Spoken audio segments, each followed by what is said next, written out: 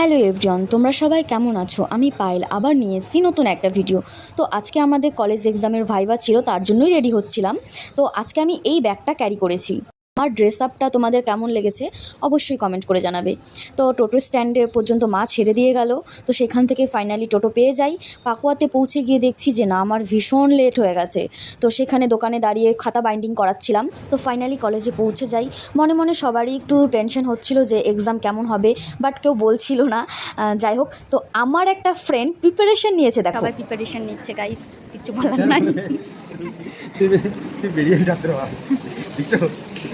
দেখে নাও ভালো করে সব কিছু লাগায়। সব বোঝা যাচ্ছে 50 মার্ক নিয়েই ও আজকে রুম থেকে বেরোবে। তো ফাইনালি এক্সাম শেষ করে আমরা এখানে সবাই একটু মজা করছিলাম। মজা করতে করতে আমার একটা বন্ধু আমাদের কলেজের নামে একটা সত্যি কথা আমাদের বলে। কলেজে রুম কম, জঙ্গলটা বেশি। তোমরা মানো আর না মানো, কথাটা কিন্তু সত্যি। তো কলেজ টাটা, আজকে আমাদের শেষ কলেজ।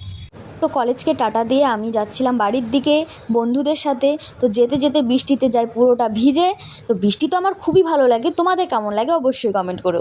আর আমার ভিডিওটি দেখার জন্য অনেক অনেক ধন্যবাদ। Thank you for watching.